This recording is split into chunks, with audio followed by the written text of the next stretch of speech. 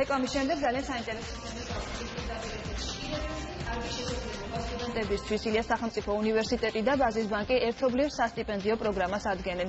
აღნიშნულ პროგრამაში ჩართულია სან-დიეგოს სახელმწიფო უნივერსიტეტიც. იმისათვის, რომ უფრო დეტალურად გაიგოთ ამ სიახლის შესახებ, სტუდიაში ილიას უნივერსიტეტის დეკანი გიგა ზედანია, სან-დიეგოს უნივერსიტეტის საქართველოს კამპუსის დეკანი კელბულში და ბაზის ბანკის საზოგადოებასთან ურთიერთობის სამსახურის ხელმძღვანელი თამუნა ხადური მოვიწვიეთ სტუდიაში.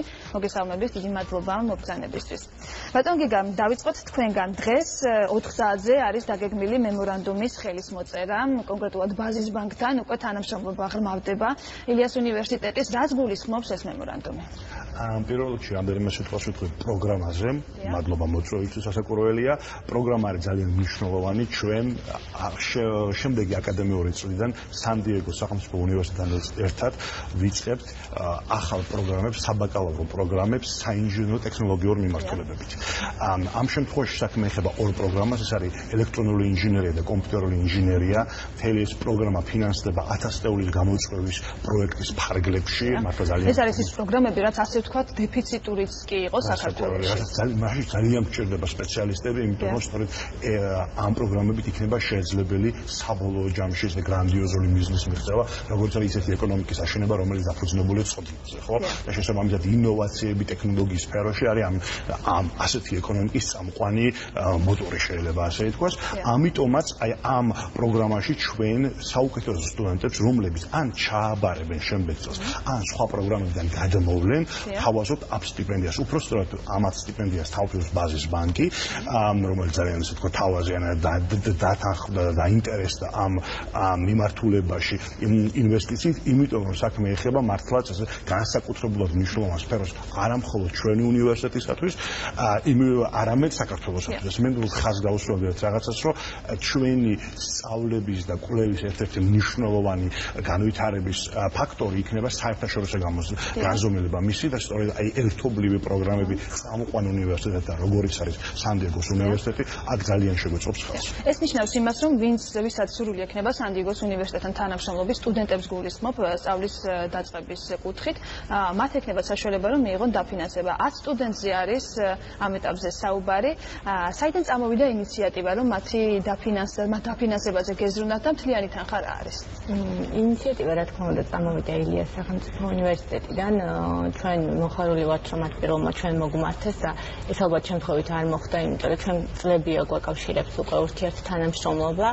გვაქვს განხორციელებული არაერთი სასარგებლო პროექტი, ზოგადად ბაზის ბანკში უკვე მე-7 წელია არსებობს განათლების მხარდამჭერი ფონდი სოციალური პასუხისმგებლობის კუთხით. ეს არის ზუსტად ის მიმართულება, რაზეც ჩვენ ვაკეთებთ აქცენტებს და ამ პერიოდის განმავლობაში ჯამურად სადღაც $9 მილიონი მეტი ლარია დახარჯული.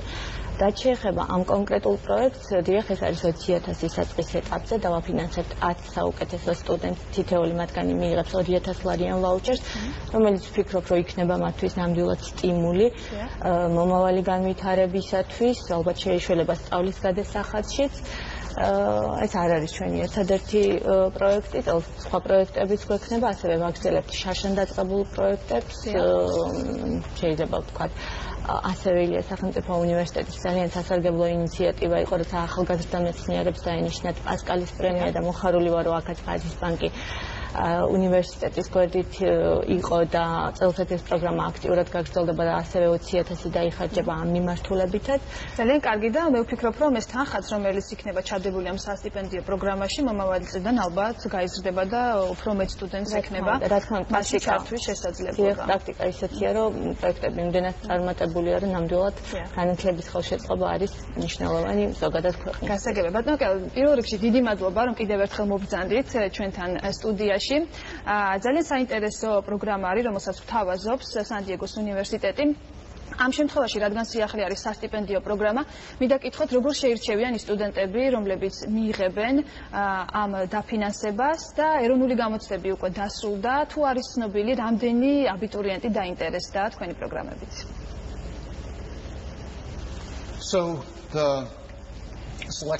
შერჩევის პროცესი ეროვნული გამოცდების მექანიზმის მეშვეობით. გახლავთ ფაქტიურად ანალოგიური, რომელთაც სურთ იმ სტუდენტებისთვის სურთ მონაწილეობა მიიღოს სან-დიეგოს პროგრამებში.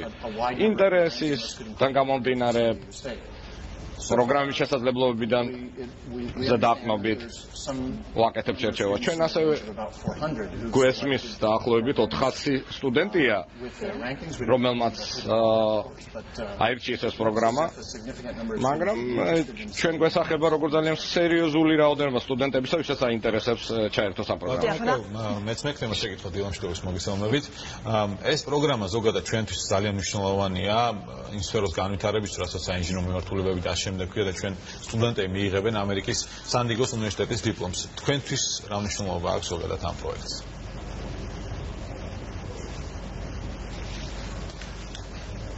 So I think that the program is important on a lot of different dimensions. ფიქრობ, რომ პროგრამა მრავალ წახნაგოვანია და ამ თვალსაზრისით არის მნიშვნელოვანი და ჩვენ ხედავთ, რომ სოფლიოში წარმატებული ეკონომიკებით სოდანაზე დამყარებულია როგორც ბატონმა დეკანმა ბრძანა ინოვაციების მიმართულება, სტიმულის მიცემი ეკონომიკური ზრდისთვის ყველგან და რატომ არ უნდა იყოს აღნიშნული თემა აქტუალური საქართველოში და როდესაც პროგრამას ვაკვირდებით, როდესაც ვაანალიზებთ ამბიციებს, შესაძლებლობებს სტუდენტებისა, რომელსაც it seems really clear that there's ხვდებით ნათელი ხდება, რომ საქართველოში უნდა იყოს მსგავსი შესაძლებლობები იმის თვალსაზრისით, რომ უნივერსიტეტების ინფრასტრუქტურა ისე დონემდე უნდა მივიდეს, რომ სტუდენტებს ჰქონდეს აი ამ მაღალი დონის განათლების მიღების საშუალება. მე ვფიქრობ, ეს უმნიშვნელოვანესია ქვეყნისთვის და ასევე სან-დიეგოს სახელმწიფო უნივერსიტეტისთვისაც სერიოზული თემა, იმიტომ რომ ჩვენ საკუთარ თავს აღვიქვავთ როგორც გლობალური უნივერსიტეტი და არა მხოლოდ კალიფორნიის სასწავლებლო. ძალიან კარგი შესაძლებლობა ასევე არის ის, რომ სტუდენტების ნაწილს ექნება შესაძლებლობა, რომ გაემგზავროს სან-დიეგოს უნივერსიტეტში და ადგილზე ისწავლოს. რა ფორმით მოხდება პროექტის განხორციელება? Yeah, so as I said, San Diego State is a global university. უკვე მოგახსენეთ, ჩვენ საკუთარ თავს აღვიქვავთ გლობალური უნივერსიტეტის თვალსაზრისით. პირველ 20 წელში შევდივარ ამერიკულ რეიტინგში. გვინდა and expand those offerings. The problem is that scientists სტუდენტთა გააცვლის მიმართულება ძალიან მნიშვნელოვანი მიმართულება გაქვს. აი ამ ფაკულტეტების სტუდენტებს გამომდინარე სპეციფიკიდან საგანმანათლებლო პროგრამის რასაც გადიან. მოდით ვთქვათ, ყოველთვის არ დიდი სურვილი საზღვარგარეთ გააგრძელონ სწავლა და აი რაც შეეხება students from here can take their place in San Diego. სტუდენტების ჩამოყვანას მიუხედავად ამისა, შეგვიძლია ჩამოიყვანოთ სან-დიეგოდან და მათი ადგილი დაიკავონ ქართველებმა სან-დიეგოში. ფაქტიურად ამით მოხდება ასევე trade places with a student in the United States. ფაქტიურად გაცვლა სტუდენტებს. And we expect that this program will be very popular. გადასახადის საფასურის შესაბამისად დაიფას და ვფიქრობ, რომ ძალიან პოპულარული იქნება. რომ გავშალოთ თემა პროფესიული კადრების, ასე ვთქვათ, და პროფესიული განათლების ზოგადად ვსაუბრობთ ყოველ საქართველოში, რომ ამის ნაკლებობა ტექნიკურ მიმართულებებზე მით უმეტეს. როგორ უნდა მოხდეს ამის მეტად პოპულარიზაცია, რომ ადამიანები, სტუდენტები, აბიტურიენტები დაინტერესდნენ, რომ მათ გაიგონ, რომ რეალურად ამ სფეროში არის უფრო მეტი სამუშაო ადგილი და უფრო მეტი პერსპექტივა იმისა, რომ ისინი იყვნენ წარმატებული. პრინციპში ჩვენი უნივერსიტეტი ძალიან ბევრს აკეთებს სწორედ ამ მიმართულებით.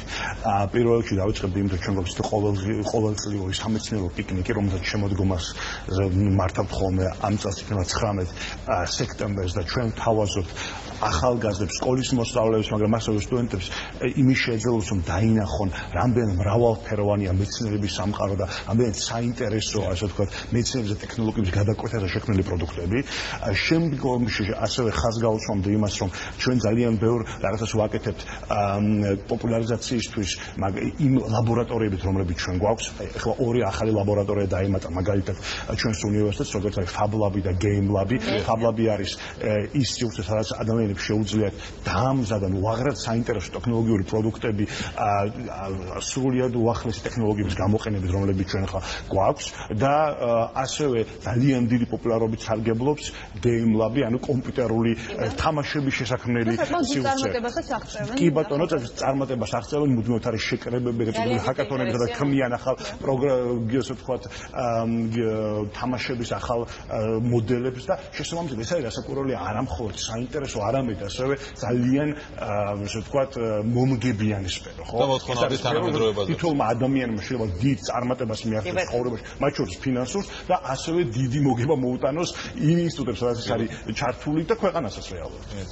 ძალიან კარგი, თამნა, თქვენთან მექნება შეკითხვა, თქვენ აღნიშნეთ უკვე, რომ გაგრძელდება ეს პროგრამა და თქვენც იქნებით ჩართული.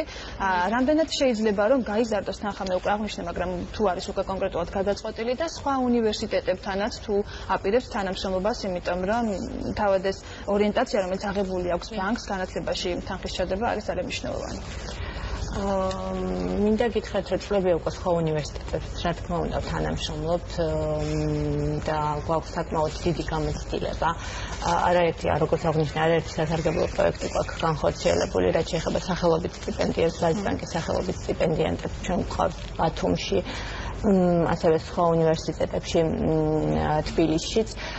ამას გარდა ვახორციელებთ პროგრამებს, რომელიც ხელს უწყობს, აი, ბატონმა გიგამ აღნიშნა ასე ამეცნიერო პიკნიკი, აქაც არაერთხელ მიგვიღია მონაწილეობა, დიდი გამოცდილება გვაქვს ამ მიმართულებით და მოკლედ ვართ ყველგან იქ, სადაც განათლების სფეროს ხელშეწყობისათვის სასარგებლო საქმეები კეთდება. ძალიან კარგი და ბოლოს ბატონ გიგა აღსანიშნავია ის ფაქტი, რომ უცხოელი პროფესორები იქნებიან ჩართულები სწავლების პროცესში სან-დიეგოდან ჩამოვლენ.